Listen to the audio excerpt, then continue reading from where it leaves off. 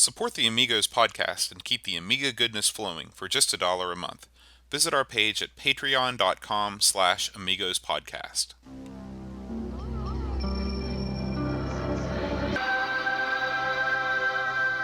Amiga, the first personal computer that gives you a creative edge. Amigos, the podcast about everything Amiga. Amigos is a proud member of the Throwback Network, your home for quality retro podcasts. And now, here are your hosts, Aaron Dowdy and John Bodovkar Schaller. Hi everybody, welcome to Amigos. I'm John. And I'm Aaron. And today we're going to talk about body blows. Wow. Did you like that? That was a body blow. But before we do, we've got some brand new Amiga news. News is a little thin this week, but we do have a few stories. I'll go ahead and start it out. If you got a CD32, there is a new unofficial CD32 compilation released by Amiga J, as reported at IndieRetroNews.com. We love them.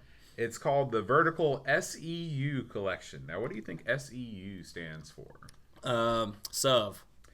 Shoot 'em up. I have never seen that before. You know, most of the time you see shmup or This is SEU. SEU. Shoot 'em up. Okay. So that is a thing. They even consolidated shmup down. Right. If that was too much for you to say, they got just 3 letters in. Anyway, you can check that out over at Indie Retro News. It's games like Battle Squadron, Hybris, a favorite of the Amigos. Yeah. Lethal Excess. I'm living that. Banshee, which we're actually going to do next week. Mega Typhoon. Ooh. Just a bunch of games that sound very... Battle Squadron's good too, if you've ever played that one. That was a lot of fun. Very cool names for shooters. So there's 11 in all. And of course, you know, shoot 'em ups always have some of the best music. So yeah, be on the lookout for that. What do you have, Aaron? Again, it was thin going this week, but I did manage to find out that it looks like, and we've covered this to death, but the Cinemaware retro title Defender of the Crown Extended Collector's Edition for the Amiga, CD32, the PC, the whole 9 yards. It looks like they're going to ship that collection starting in April. That seems to be the new date. So if you have pre-ordered, good job. And if you haven't pre-ordered, you better go over and get it straight away because, again, this is a limited run and they're going to go quick. Yeah. And we need to sell these suckers out so we can move on to the other games in that collection. I'm looking forward to seeing what they do next. So again, fingers crossed on, say, a Rocket Ranger or maybe a Massive Wings Collective or something like that. So. I think that maybe we might end up picking one of those up to give away on the show. Oh, beautiful. Yeah. Get it fried out of my cold, dead hands. In fact, I've been thinking about what we should do to give it away, and I want to have some kind of contest. Okay. The problem is I can't think of any good contests. You know, I want it to be something Amiga-related, something that people will enjoy doing for the contest, but I have no idea. If you have an idea for a contest for our podcast in which you might be eligible to win wonderful prizes, such as the Defender of the Crown Collector's Edition, send us a message right on our Facebook page or send us an email, amigos@amigospodcast.com, because we want to give back and start delivering the Amiga goodness. That should be the contest. The contest is to come up with the best idea for a contest. That's not a bad idea. And then we can use that contest for the next contest. Hey, you heard it here first, folks. Come up with the best contest idea, and you will win the Defender of the Crown Collector's Edition. Over at DeviantArt, this was a story posted to our blog by Dreamcatcher. There's a lot over at DeviantArt you shouldn't check out. But yeah. One of the things you should is there are some wonderful maps of Amiga levels. I don't know if you remember I remember Nintendo Power doing this a lot, and I'm sure that the other magazines did too. Once games, especially platformers, got to be to a certain size, you got these huge maps, these fold-out maps in magazines. And originally they would do it just by taking screen captures of each screen, and you'd actually see the lines. But these are really well done. This guy has used a map ripping tool called Map Tapper, And he's done some work on his own to put them all together. And there's actually, enemies and everything like that. So it looks like a living, breathing thing, not just a static map. Yeah, it was that. I was stunned at how awesome the Addams Family one, for example, is just tremendous. Yeah. And some of these, I would like to have the huge printout just to hang up so I can see what the heck I'm doing in the level. Right. I really needed one of everything. So get busy, level makers. So that's the other bit of news. But aside from that, I didn't have anything else going on in the world of Amiga news. Is there anything you found, Aaron? I guess we should mention, if you don't watch our videos, we've successfully fired Frankenstein up. We now have, thanks to the combination of the wacky Polish power supply converter and the even wackier Far Eastern VGA converter arcade board that we've got for the video, we have finally got Boats 500 up and running. And so now that we've gotten this thing where we can use it, we're going to start messing around with the data, the expansion thing we've got for it. We're going to try to put a hard drive or a hard card in this thing. Probably more wacky adventures. I figure we can't screw it up anymore, Boat. So Right. what the hell? We're gonna trick this thing out like nothing else. It's going to be the most awesome, disgusting, ugly, broken piece of crap ever. Do you remember the Volkswagen commercial for the GTI? They had the you got your 97 whatever, and then they dropped it. We've got the 97 whatever. This is Yeah. It's been fun to get it up and running. And speaking of which, if I don't know, we don't mention this very much, but we actually make videos. Boat makes tons of them, and occasionally I even show up in them. So you should head over to YouTube sometime and check out our channels. We've got tons of stuff that we don't cover on the show. All kinds of games. Mm-hmm. What do we do this week? We did what was it? Street Fighter. Street Fighter 2 videos coming up quick. I've done several videos just by myself. Yeah, Do Run Run was one I thought was interesting. Nick Faldo's Championship Golf. Graham Gooch, Championship Championship Cricket. Who doesn't want to see this? Lots of good stuff. But I mean, if you haven't checked out our videos, we're dipping our toe, a foray into the video world. Yeah, and there's only more to come. I'm investing heavily. Thank you, Kickstarter backers. In some fancier... We've got a Kickstarter? Yeah. Where did that come from? Not Kickstarter. What do we do? Patreon? Thank you, Patreon backers. Boat's dipping his pool and some other stuff. Anyway, I've been investing heavily in some studio equipment so we can start really kicking things into the next gear as far as our video production goes. So be on the lookout for some really cool videos, and by cool I mean probably not very cool at all. You need to invest in some sort of video equipment that makes me young and attractive. When you get that, I am on board. One video I am going to make this week, we've had several people ask about the video quality coming through that board, and I'm going to shoot some video of the Amiga 500 running Super Outrun. It's beautiful. Really? I have no idea why people continue to buy these expensive, Indivision boxes and, and flicker fixers, because this thing does everything those do, as far as I can tell, and it costs $16. Of course, have you looked at it? That might be one reason. This might scare people off when they see this bare board That's with true. a rat's nest of cables growing out of it. That's true. If you want a neat solution, this might not be for you. Don't make me do your soldering either. And don't use my soldering iron. Yeah, no kidding. It was like soldered with a crayon, folks. So anyway, we've got that stuff coming up. If you just subscribe to the podcast and never go on our blog, we have I think we mentioned this in the previous podcast, but I just wanted to reiterate that we have on staff a writer of serious skill. Of renown. Yeah. He's a machine. Dreamcatcher has been churning out articles left and right, and they are fantastic. They're gold. Long form, short form, anything. He's just doing everything. He did one...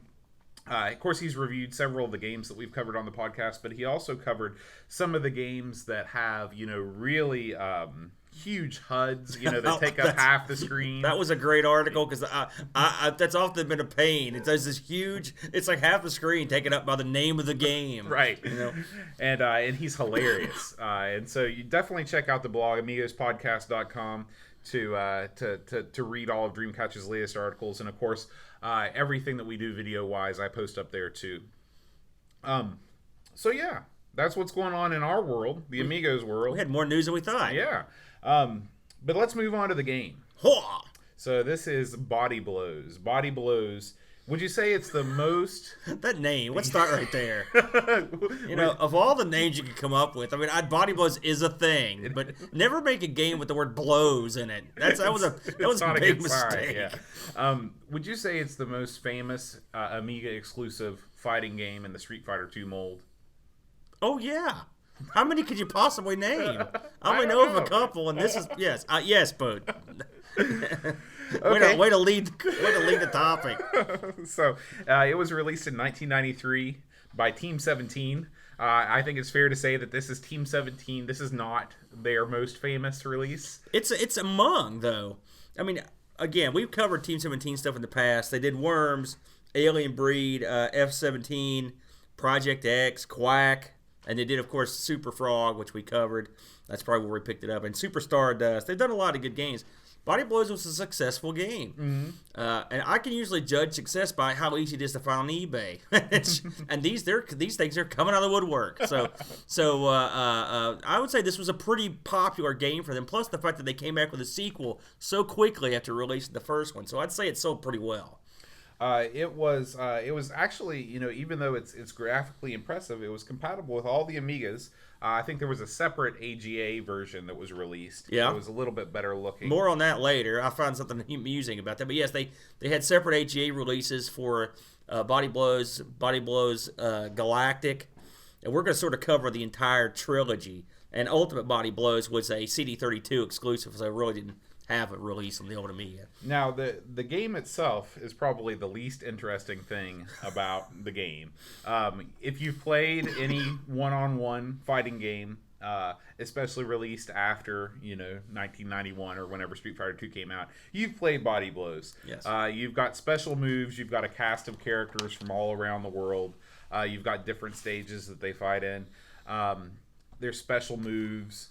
You have to do certain joystick combinations to unleash them. So that's the game in itself. Now, I only played the original Body Blows. Aaron played Galactic and Ultimate. Oh yeah. But in the original version, you basically have the one-player mode, you've got the two-player mode, and then you've got a tournament. And in the tournament, you can play against two players basically play against all the other characters in kind of a tournament bracket sort of thing. So in the original Body Blows, there are 11 characters, and what do you think about this cast of characters? Are they diverse? Well, they're a lot of homages, if you will, to Street Fighter in this game. Newsflash.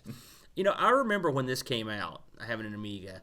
And we desperately wanted a fighting game. It's one of those things I really wanted one for at home. And of course, I was on the Body Blows as soon as I could get hold of it. It's got sort of a Ken and Ryu thing going. You've got Nick and Dan. Mm-hmm. You've got kind of a boxer, Junior. You've got a guy. My personal favorite of that particular game was Lo Ray, which was the Buddhist monk.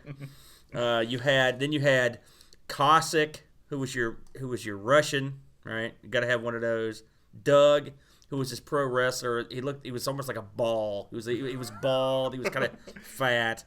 You had Maria, which an aerobic dancer from Barcelona. That sounds like a pickup line or something.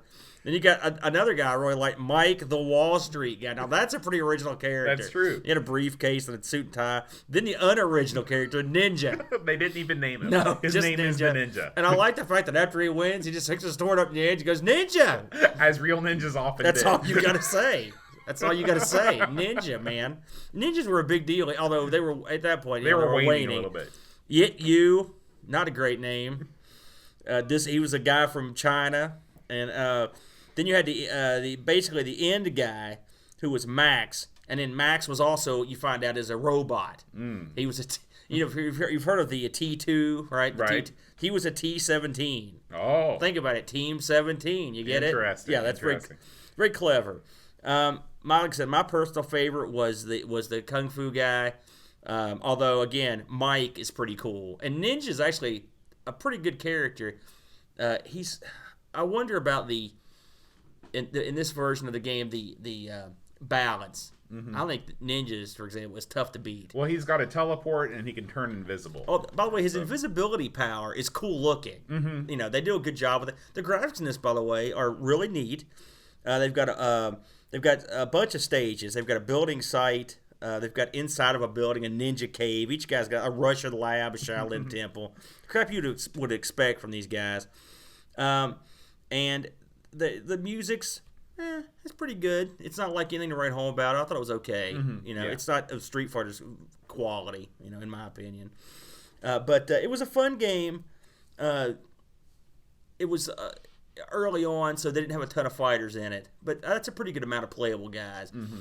Again, I thought of the 3 games, this one was pretty solid. You know, but you know, when you've got these fighting games, and anyone that knows anything about fighting games, and I'm a big Street Fighter fan, Bo, I think you've played a now few and rounds again. of it, yeah. What you do is you come up with your initial game, right? And then you just add extra guys to it. There's your new game. Mm-hmm. And Body Blows was not to be denied. and they went that same route. Now the original Body Blows, it played on pretty much everything. You had to have a meg of RAM, and it could use any extra memory that you had to. Now, but the one thing you did have to do was swap discs a lot. And I am very happy to have the non-disc version, so I don't have to do that, because that's one thing I remember. A lot of these games, the disc swapping was brutal, man. It was brutal. And this is another one. And we just played Street Fighter 2, like I said on the video feed, and I remember that's another one. It was just you had to swap discs for everything. And Mortal Kombat was the same way. Fatality coming up, swap a disc. That's how you know you got the fatality. You had to swap the disc in for it. Unbelievable. You know, but that's all they had. Mm-hmm. The problem I had is I always had 2 drives, but nothing ever supported that second drive hardly. So you could have 10 drives, but it didn't matter. You were still swapping out that same drive. It used to drive me nuts. Did you see how this rated with the reviewers? Oh, just like so many of the games that we review, they live in an Amiga bubble. So of course this was the best Amiga fighting game Of all time. So it was the best fighting game of all time. You know, one just leads to the other. And so, you know, this reviewed in the high, you know, the mid to high 90s. There were some reviews that were in the high 80s, but everything was very positive. Yeah. I found almost every review was at least the lowest one. I saw one of the magazines get like a 74, but pretty much everything else 80s and 90s. Mm-hmm. To be fair, in its era, I thought this was a pretty good game. I mean, you've got a fighting game with one button, right? So that's what I think. I think that they were limited by the one button thing. Yeah. If this game would have had full controller support, if you could have somehow plugged, you know, a Super Nintendo controller into your Amiga and had 6 buttons, yeah, this would have been just as good. Yeah, I agree. I mean, it would have been. There are so many. Like, if you take your average Neo Geo fighting game, mm-hmm. this would have been on the low end, but probably would have fit pretty much in, right? Yeah. And Neo Geo is substantially more powerful. Right. So, the one button kills it for me. Mm-hmm. It's just difficult to. I would think I could get something down every time, and it's really hard to get those moves off with just the one button because so much of it depends on the placement of the joystick. Let's move on to Body Blows Galactic. This was a sequel. Now they released an enhanced Body Blows that was, I mean, it was right after the original. Then the next one they came out with was Body Blows Galactic. 2 discs. This thing came out around Christmas of '93, right? Early '94. This thing, the first thing I found out about this, I was just happened to be seeing what it cost when it was released. I don't usually do this, but this thing released at 27 pounds. The AGA version was 30 pounds. So you were paying 3 extra pounds for the AGA version of this game. So that reminds me of renting a movie in high def now. You know, there's like those 2 prices. It always irritates me. It's like, really, is it that much of a different price? But it's, you know, that's the way it is. This game was renowned for being incredibly easy to beat. Often you could beat it right out of the gate. For whatever, this thing was even more unbalanced, I think, than the first one. There are characters in this one that are really unbalanced. The guy, really, most of the cast of guys is new. Dan and Junior from the first one come back. And FYI, Dan is based on one of the programmers, Danny Burke, and the Junior is based on a guy named, the other programmer named Cedric McMillan Jr. So in case you were wondering, that's where they got the names for those guys. So hey, it's your game. You can name what you want, I guess. The gimmick in this one is you're representing Earth in a big tournament. This one had a bunch of wacky fighters. This is, I will give them credit for going outside this is nothing like Street Fighter in terms of these guys. It's more like Killer Instinct or something. You've got Laser and Techno. You've got Inferno and Wara. Then you've got my two personal favorite, Dino. These names, by the way, are not real original. Dino, guess what he is, Bode? I don't know. A dinosaur. Oh my gosh. And guess what dragon is? Now, is it the dragon from Lionheart? No, Because it's that would be awesome. not. It's the dragon from this. And by the way, those two characters are particularly cheap. And then you've got last two characters, Phantom and Puppet. I like Puppet. Puppet sounds cool. He's pretty good. Phantom is wacky. Again, this is another one weird. This has a ton of moves. I mean, it's amazing. And each one of these, they're different planets that each sent two guys. So each one of these, there are two guys from each planet. There's one planet, it's like Amazon. So there's chicks, they said chick, and then there's the prehistoric planets. And how these guys could send a representative to this, I don't know if they're sending it, but I guess they have enough intelligence to send, or maybe they were abducted, I don't know. But there's a lot of, I'm looking over the lists of moves. The funny thing is, I tried like gangbusters to find moves lists for this thing. Good. There's very little in terms of how you do the moves. I found lists of what they do, and the funny thing is Ultimate, and I'll get to it in a minute, I couldn't even find a manual online for that. And I looked. I couldn't find anything. There's nothing on Lemon. There's nothing anywhere. So I don't know what the deal was with that. I guess because I don't know if it just shipped with a jewel case and maybe it doesn't have a manual. That's what I was thinking, because if you think about, a lot of those kind of, especially later release games, if you look on eBay, they're shipped with very flimsy packaging. Yeah, well, these need manuals, a moves list, and there's documentation on them, but they don't have the moves. They don't have the moves listed. So anyway, but I mean, these guys will do, like, I'm just taking a guy, just in one of these guys as an example, as special moves. Here's a guy that does 4 things, and that's hard to believe with one button. You're getting all this stuff out of it. Well, it's funny you mentioned about the move list, but I recall buying like Killer Instinct on the Super Nintendo, and I don't think the instruction manual came with the move list. I think it was just something you had to figure it out yourself. Well, I guess that you're right, and I guess their idea was, well, it'll just get out or whatever. Mm-hmm. It didn't get out. I mean, there's not a game fact. There's not jack squat. Maybe that just goes to show the relative popularity of Ultimate. Now, this was a pretty popular game as well.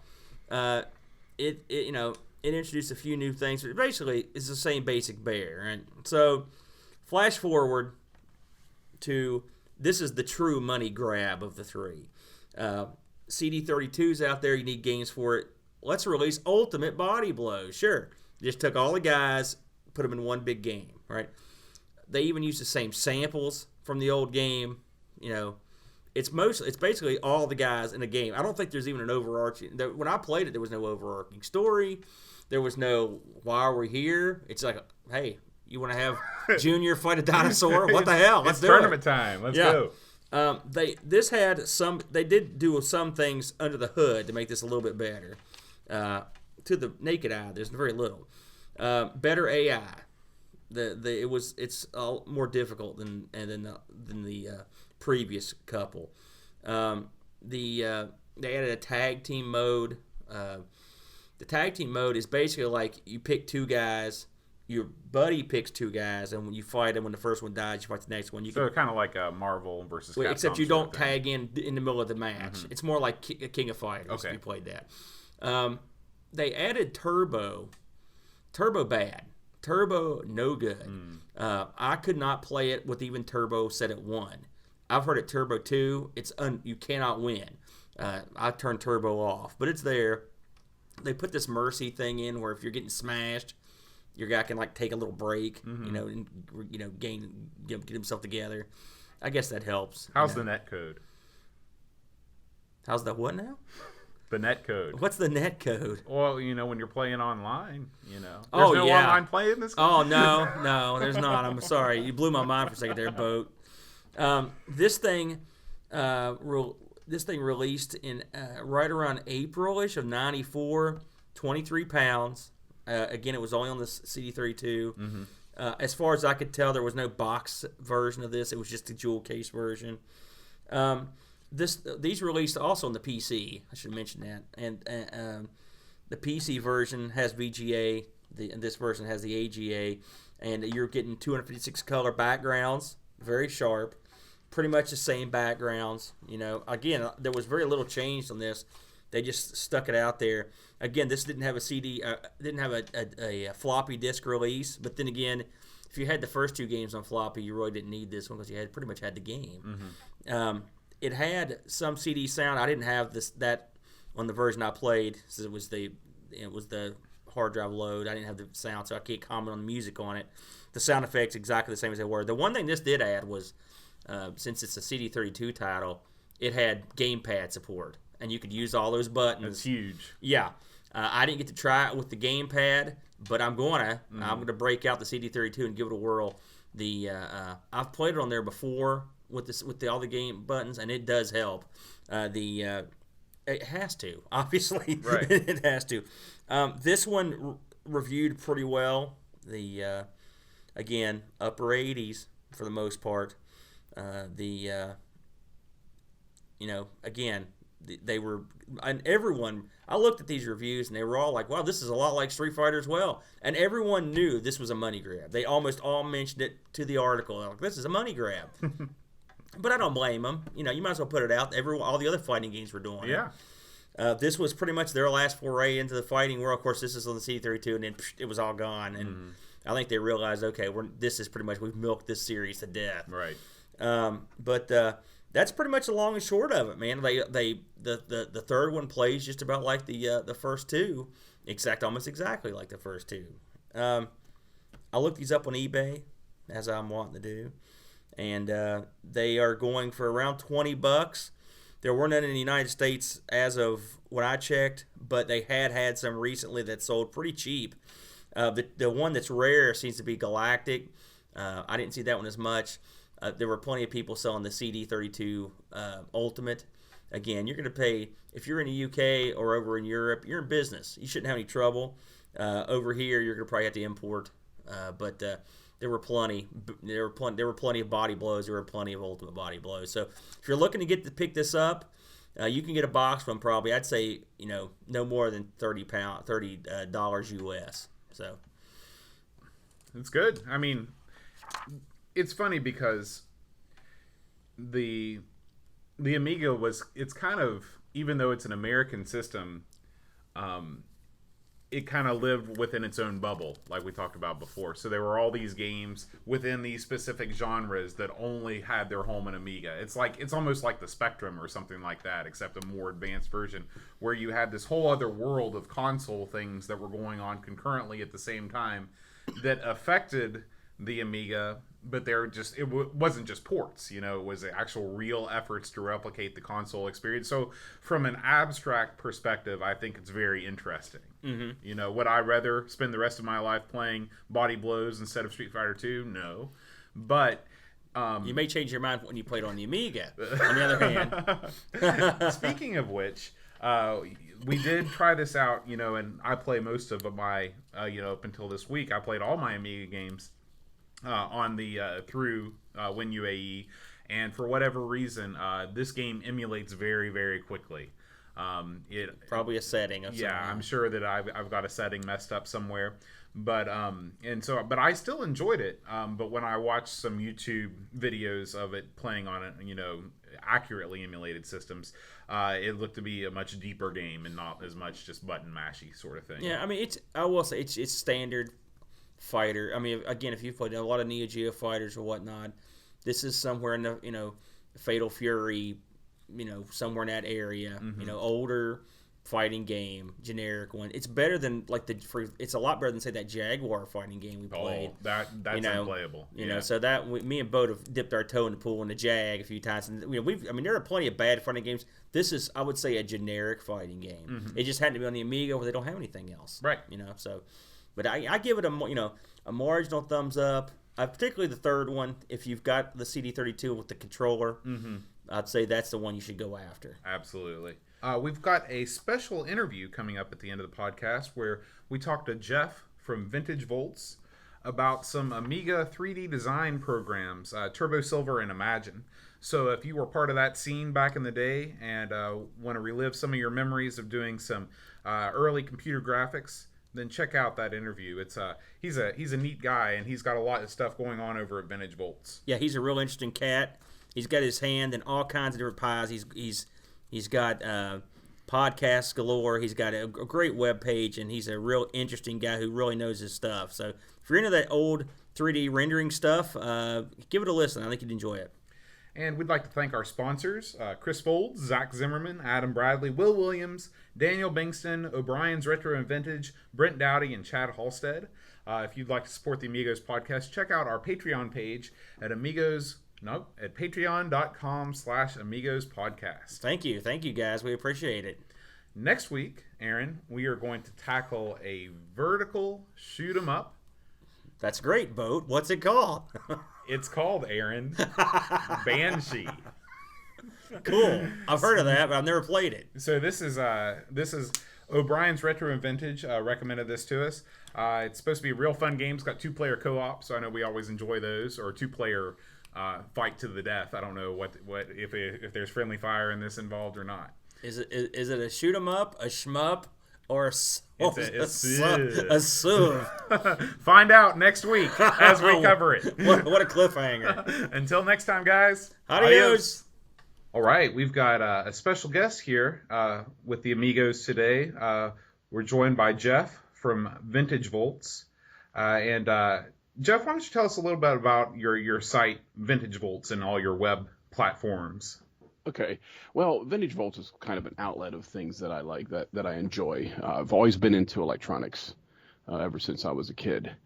And, back then you only had so much money to buy the stuff that you like. So as time went on and places like eBay started coming out and the internet, I found that I could afford the stuff that I couldn't afford back when I was younger. So I grew into a fonder appreciation of vintage electronics as opposed to, modern electronics. I love modern electronics too, but it's easy to take them for granted. But the vintage ones, the stuff that I couldn't afford when I was younger, old TVs, old radios, and some of the styles that you would find the vintage electronics, and even the older tube-based radios. So every era has a certain amount of art to it, and so I grew into that. And my wife likes antiques, so it kind of merges together a little bit. And other things like computing, LED-based video games or handheld video games from the 80s, like the Mattel handheld games, all that stuff that I always wanted, or my friends on the block had, but I never could have. I've collected them. I like to write about them and just learn more about them. So it's more of a learning thing for me, but at the same time, I try to share what I learn. Awesome. Can you tell us a little bit about your history with the Amiga? Oh, wow. How many hours do you have? I was a big Commodore user. My first computer was a Commodore VIC-20 that I got in October of 81. And then from there, I went to the 64, to the 128. And then when I got out of the service in the late 80s, I got my final tax return from my military income stuff. And I bought an Amiga 500. And I didn't know anybody else who had one. So eventually I got into, I found a local users group, and I learned what more that this can do. After I was blown away by, I bought the Amiga, and the first game I bought for it was Hybris by Discovery Software. That was the first game we ever reviewed on here, actually. My pod feed or podcatcher thing doesn't go all the way back to number 1. I might have to change some settings, but I think I go back as far as your number 9. Oh. So I got to go back and listen to the first 8, and I was blown away by what it did. So I learned more about it, and I found the local users group, which I was glad there was one. I lived in York, Pennsylvania, and it's not a big area for computing at all, but there were local groups that popped up, and there was one major one that I eventually joined, and then I learned about 3D graphics and D-Paint, drawing paint programs, really unlocking the potential of the Amiga computer. In fact, I think your podcast opens up with like the quote, the Amiga, the first computer that gives you a creative edge. Well, that's what the Amiga was for me, as opposed to, say, gaming. I love the games, but for me it was to give me that creative edge. And I just kind of rolled right into paint programs, 3D graphics, doing animations, just completely being creative with it. Well, that's a great lead-in to what you're going to be talking to us about today. We're going to be talking about Turbo Silver and Imagine First. Is that what it's called? Well, Imagine. Or just Imagine, okay. And actually, Turbo Silver came first. Actually, Silver came first. Then Turbo Silver came out. They've improved the algorithms, and I think then the original Silver, I don't think, supported floating point processors. It only worked off the 68,000. And Turbo Silver improved upon that. They just made things faster, and it supported the use of floating points so you can get your rendering done a lot faster. Back then, waiting for a single 320 by 200 ham-based image rendered, if you only have like one item, the quintessential glass ball on a checkerboard field. I'm sure we've all seen that. Yes. Quite a popular one. It was a popular one. That's right. So much so they made that juggler animation out of it. That took probably 30 to 45 minutes if you didn't try to do the glass too much, try to do the refraction of the glass too much.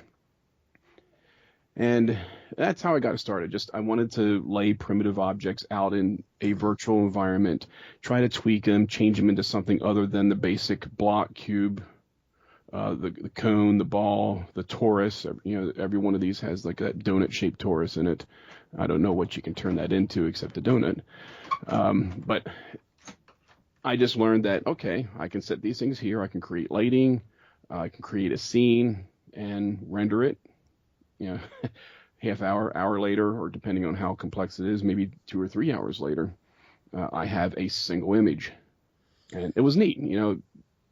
Nothing did that back then on the cheap. This was something that you just did just as a hobby, right? It wasn't part of your job. It was just something that you wanted to learn how to do, and you did it. I actually have a degree in electronics. I just don't use it much. But it was a hobby. I just loved creating things, and the low cost of the Amiga allowed me to do that. And I kind of partnered with one of the people in the group, and we were doing things like, we did make a few bucks off of it.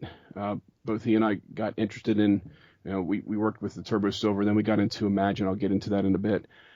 But with Turbo Silver, it's a good start. It lets you lay out primitives in an environment and render them. And if you're into it much, you can start pulling the vertices of these 3D objects to stretch them and conform them into another shape and add some complexity to it to try to build 3D models.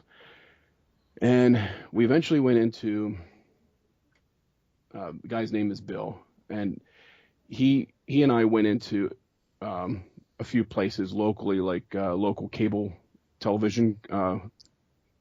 Every cable company, I think, had like a local broadcasting channel. Right.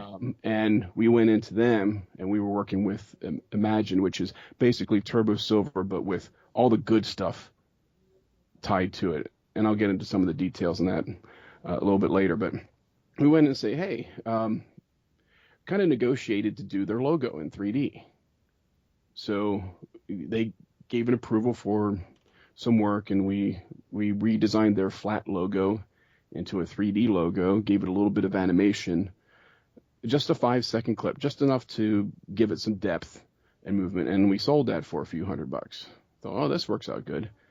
Plus, he worked in the building industry, so building exotic homes, or not exotic homes, but just expensive homes.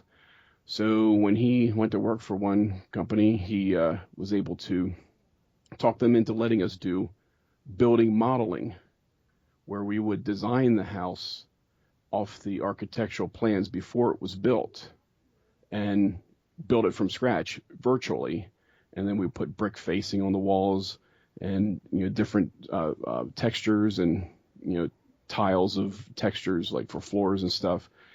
and designing the windows all by scratch. It was still kind of a new thing to do on a personal computer at the time. I mean, these days you can buy a program that'll just snap it up instantly, but back then it took a little bit of effort and work. And then we did a couple architectural previews for multi-million-dollar homes.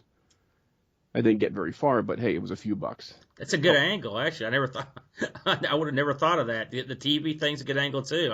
That's a great way to use your hobby to make a few bucks now and again. Yeah, it was fun stuff, and it's just something I learned and I remembered over time. Now, I put the Amiga on hold for a while in like the mid '90s because I had to do more work with IBM PC stuff because I got into PC repair and eventually PC programming. But I still have my old Amiga stuff, and I run it. It was on Amiga 500. I had an external hard drive. I have it on an Amiga 2000 now, since it's basically the same thing. I can now put everything internally into the box, and I still have everything I had from back then. In fact, I'm still archiving some of my original discs before they start wearing out. Now, when you bought that 500, the first one, did you buy that with this sort of thing in mind? No. How did you even know? Why did you buy an Amiga? I guess it's a question I'd like to hear, because just to buy one out of the blue, I mean, I was introduced to it. It made sense. I was like, look at this. This looks great. I'll pick one up. But did you know someone that had one, or what's the story? Absolutely not. I just had the Compute magazines that I was getting with my Commodore 128 at the time. I just wanted to go to the next level, and I knew of the Amiga for quite a while. I bought it at a place called, well, let's see, they're called GameStop now, but it was called Games and Gadgets a long time ago. It was a sister company to Electronics Boutique. I went into the store with my checkbook, because I really didn't have, you didn't have debit cards back then. This was the late 80s. And I went into there with my checkbook. I just had my my tax return deposited, and I had to order an Amiga 500. They didn't have any in stock, and that was the only place I knew to get it. They had the demo, but I ordered it, and they had to mail it to me. About 2 weeks later, I finally received it. It came to the front door. And at the time, it's like, oh, I can use my old monitor with it.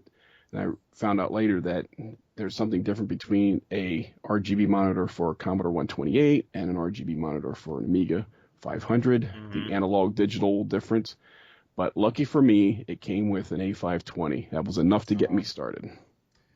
We know those struggles well. I don't know if you saw our most recent video, but we recently resurrected a 500 using a Whamadyne arcade board that downsamples the scan rate, so you can actually plug it into a VGA monitor. So, see, I had to get something like that for my 2000, but I have a 1084S monitor that I've acquired over the years, and I still have the original Amiga checkmark monitor that I bought.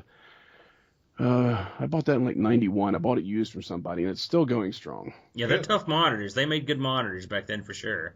Yeah, I might have to do it. My 1084 lasted for years and years and years, and just blew up one day, and so I'm trying to fix it right now, actually. So, but it's been a good monitor. It's been a good television too, frankly. Yeah, that's how I used mine a lot. It was just VCR. I had the Amiga 500, which at one time I gutted it and put it into an IBM AT case. Why did you do that? Why not? Oh, geez. Well, because I had the external hard drive. Right. I wanted to put everything into a single case. I see. And it worked. And then I can just set the 1084. Actually, I put the VCR with the tuner on top of that, then the 1084 on top of that. So when you live in a small apartment like I did at the time, that kind of consolidates everything. Yeah. The keyboard was just the keyboard with the 8 wires coming out of it. It was just an open keyboard. No case. That was my next question. Now, you mentioned one question that I have is, when you were putting these projects together for, say, the cable TV station or whatever, what were you delivering your final product on? Was it on a disc or was it on a VHS tape? No, we would actually take an Amiga to the location. They would record it. Oh. They would record it onto their 1-inch tapes. How does that work exactly? Well, the A520 doesn't have exactly a clean NTSC signal. Yeah, that's what I was. So they had to process that. And then I think we actually used that after I tried to use an AmiGen Genlock. I had one of those because it was neat to be able to put graphics over top of your home videos. The AmiGen is even worse. I mean, if you look at the pattern,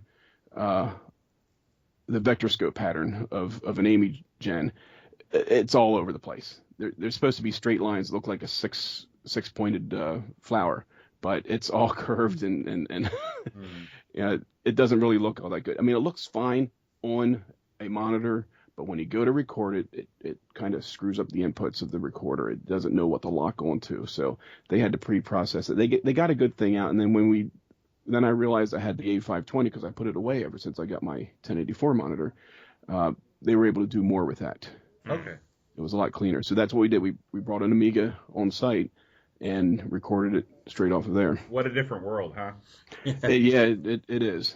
And, these days all I got to do is fire up an emulator and, I can just record it to an AVI file, I guess. Now, have you tried running, say, Turbo Silver on an emulator? Yes, actually, I do have it running right now.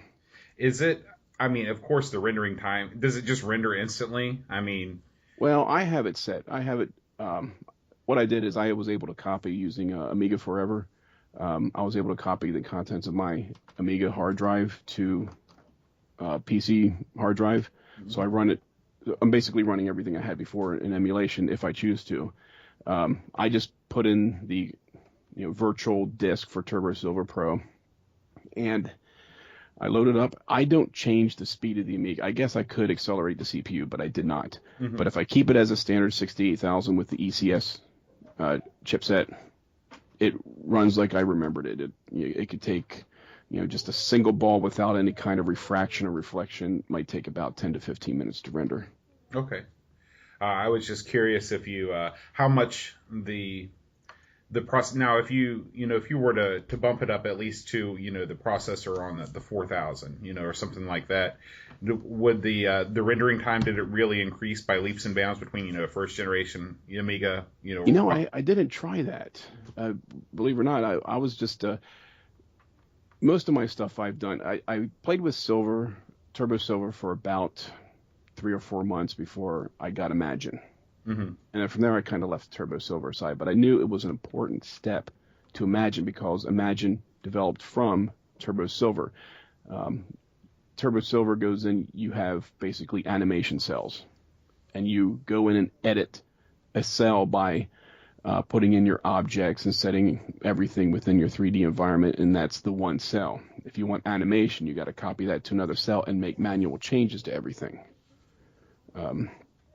The Imagine fixed that. Imagine added capabilities for automatic animation. Same concept. You have cells, but now you have object editors. Then you can set objects on a stage in the stage editor, and then you can what is it? I don't have it running, so I forgot some of the menus. But then there's another editor that lets you design and develop the animation characteristics and the interactivity between items. And then there's, of course, one last one that lets you render the whole thing and create animations or stills. So they've really improved upon it. And that's what I did a lot of the work. And it wasn't Imagine. Before, later on, there was other programs that I used too, like Sculpt Animate 4D and Real 3D. Now, did Imagine it got ported over to the PC? Yes, it did. Right. Imagine 4.0. Now, and did you use it over there as well? Did you follow it over? And I played with it, but I couldn't get my files over to the PC at the time. Yeah, that was back in like the early 90s. Right. And I would have used it if I could get my stuff moved over, but even then, it seemed like the Amiga was the more natural use for it, because what am I going to do with the PC output I can't put onto a VCR? Or yeah, you're right. Tape. It was a much different world back then. With the Amiga, it was a much easier dump than the PC would have been. Absolutely. That's because the Amiga was designed with NTSC in mind. Mm-hmm. It worked out really well, and that's what made it so easy without putting a whole lot of money into something. You didn't have to buy $30,000, $40,000 workstations or Chirons or whatever the industry used. You just had this Amiga and a will to do something. Now, do you have do you have any of your work up, I don't know, on YouTube or anything like that, where, when we put this episode up on the blog, can I point towards any of your old work that you've uploaded online somewhere? I can get you something. As I said, I've been slowly restoring stuff that I had backed up on floppy disk, and that's where a lot of my original projects are stored.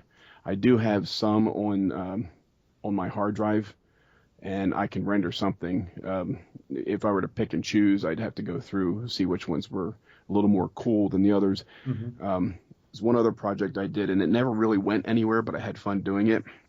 There was back in the early 90s, there was a local production, something called KTV. It stood for Kids TV, but it was for the local cable company, just a regular daily show type thing. And they wanted a series of bumper videos, for between segments. And Bill and I worked on creating a bunch of those. And we got quite a few together. Now, we didn't do this in Imagine. We did this in Real 3D because it had better animation capabilities. But you grow through this stuff. And I did find those projects. I have to render them, and I lost track of some of the texture files. So I'm still assembling everything together that I need to be able to re-render them. Yeah, I can't find stuff that I did last week in After Effects to recomposite. And, even through all this time, they still don't have it set up to where, if you open up a project and you start dumping things into a bin, the location of the bin, once it's lost, it doesn't know what to do. So, well, Imagine does pretty good with that, but you still have to remember where it's at. You can't just do like you can in like Windows or Macintosh these days by just, alt-tabbing or whatever, switching to another thing as easily as you can today. You can bring up in the Amiga, you can bring up like Directory Opus or something and flip to it, but you got to watch your chip RAM. Yeah. Yeah. Because you might need that for what you're working on now, and you might not even be able to open Directory Opus because you got these, you got all your chip RAM used up.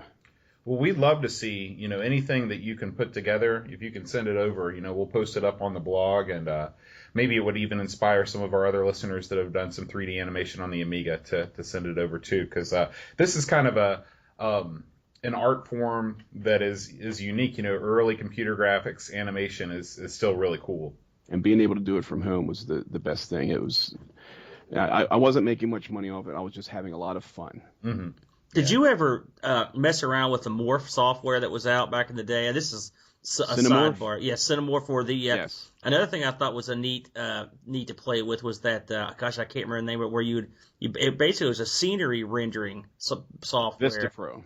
Yes, both neat. I mean, yeah. I'm not a solid hand at that stuff, but I knew enough to fiddle with it, and it was always, at the time, I had never seen anything like it before. It was, that morphing at one time was a big deal. And so to be able to do it yourself was really kind of a neat thing. You have fooled with that stuff in the past? Yeah, I think I did. The only one I remember is between my face and my cat's at the time. The hardest part was getting, you have to get all these points, these vertices matched together, because it'll morph it'll move the same vertice from one place to another through the morph. So you have to get, okay, this is my nose, this is the cat's nose. There's 6 vertices around my nose. I got to put all 6 vertices around the cat's nose, and then it knows to morph the nose. It was pretty intuitive, though. That was. I remember I would morph my buddy. We did his face, and we basically did like a zombie, and it looked like he was almost looked like he was rotting the way it did. It was really, again, this for a schlep like myself who was just going to high school. It was kind of neat to have that kind of power, stuff you'd see in the movies. It was pretty slick. Yeah, you weren't seeing that on the PCs that you were buying at Market Pro shows or whatever. No, absolutely not. So that was that. Again, I dipped my toe in the pool of various, the rendering stuff. I would render a ball with a light source off one side, but I couldn't do anything of any consequence on there. It takes someone that has a special skill to do that stuff. I didn't have much skill myself. It's just I guess I had the time and the concentration to do it. It's just something I wanted to see the end. So I did whatever I could to learn to get the end result, and that's I guess kind of how I did this stuff. I tried to visualize what it's supposed to look like, and then by hook or by crook, I got there. Even if it took me 3 weeks of figuring out one little thing that didn't work. Did I waste time? I don't know. It was always fun to you'd set that stuff up, and then like you said, it would render for, depending. Of course, if you're an idiot like me, I'd set something up, and it might take forever to render, and I get there, it looks like crap. But it was still neat to see what's it going to look like? You don't know, and that was kind of the fun. Lighting and colors. Some people would put the stuff together and they would make it look like watercolors or bright lit colors when you really like when you do like a car or try to design just a simple spaceship. You want to have muted colors. It took me a long time to learn to tone back on the colors. If I want something red, I don't want a bright red, but I pick bright red and I end up with bright red on the screen. It took me a while to learn to, okay, let's just mute that down a bit, add a little white to it, or gray it out a little bit more so we have a touch of red and things look so much better. It's that kind of stuff I had to learn on my own. Yeah, I can imagine. I never had skills anywhere near. For me, if it was red, that was good enough for me. If I wanted red. Hey, let me ask you a quick question. Okay. I was listening to some of your podcasts. I know they're all over the place, but yeah. Well, are you still making those? Are they still going out? Because I couldn't catch anything past like what 4 or 5. And that's about how many there are. I have a few YouTube videos out there also. Uh-huh. Once again, like I said, it's things that when I come across something that I'm learning, and I want to, I want to relay that onto somebody else because somebody else may want to learn it too, and so I put it out in that sense. That's kind of been on the back burner for a while because lately I've been going to school. I actually went late. I'm almost 50. And I finished up my master's degree at 40. I mean, my bachelor's degree at 47. I'm on my master's right now. So a lot of that's been taking my time. That's about 8 years of my life there because I've been doing it part-time. But I do plan on doing some more. But I also co-host another podcast now. Oh, okay. Go ahead. Speak on. History of Personal Computing. Oh, I'm not familiar with that. What's the scoop on that? Well, we started that. David Grealish and I started that over a year or so ago. Mm-hmm. And basically, we're just going through. It started out as we were going through about twice a month. We would start at the beginning of personal computing time, which is about the mid 70s with the Altair 8800. Oh, okay. And we would dedicate one show to one machine or maybe two machines if we couldn't find a whole lot of information to do a whole show. And then we went to the next one in series. It's different tiers. There's like desktop machines that are in tiers, and then there's portables that'll be the next tier, a series of portables from the beginning of portable time, and then eventually we'll get into handhelds. Part of that, it went so far before commitments from both of our parts shortened it a bit. Now we just do what's called eBay episodes. We go on eBay, we pick a machine, and then we go on eBay, try to find out what they're worth. It's sort of like it's like a light version of the podcast. Cool. It's a neat concept. Yeah, that's a really good idea. Well, I will say, like I said, I haven't listened to some of your Vintage Folds podcast. You said a couple of things that really struck me. You were talking about in your very first episode. You were talking about, and actually a couple of the other drive ones. time episode. Yeah, right. Remember you mentioned, and when you and your buddy mentioned too about having a cassette recorder and recording stuff off television with your cassette tape recorder. Oh yeah. And I've talked to Bode about this. When I first got a cassette recorder, and I'm close to your age. I'm 44. But when I first got one, it was like magic. I mean, it was so amazing that you could record something like that. It just blew my mind. And I was the same way. I would record Battlestar Galactica and listen to it, make my own little radio shows. It really struck me. And then I listened to some of the one where you guys were going through the Radio Shack catalog. I thought that was pretty amusing. Again, I used to flip through those things. It was like it was just the awesome stuff that you could never own, basically, But I got a big kick out of that. I'm not. I appreciate that. Yeah, Mike Whalen and I need to finish that. See, the thing is, everybody gets busy, and I can understand that. Trust me, we understand. it's like hell on wheels to get this one out every week, but we do our best, and that's all you can do, right? Sometimes you roll life with your gets in the passion, way. right? Yeah, you got it, man. Well, Jeff, we really appreciate you being on the show. What is if people just want to follow everything you're up to? What is the go-to place for Vintage Volts? Oh, it'll probably be vintagevolts.com, but if I could put out the historyofpersonalcomputing.com, that's where I'm doing more active podcasting stuff. Most of the computer stuff, I can do a lot of computer stuff on the vintagevolts.com, but I don't want to make it just that. So that's why I end up working with other people and other podcasts and websites and stuff. Eventually, summer's going to come around. I'm going to hit the flea markets and stuff and the old vintage radio shows, and I'm going to put myself back on the map again for Vintage Volts because there's an old 1950s tube or transistor radio that I want to talk about, or I buy it and then I want to discuss it. Great. That sounds great. Well, thanks again, Jeff. We appreciate it. And yeah, thanks a lot, Jeff. All right. Well, thank you very much for having me on.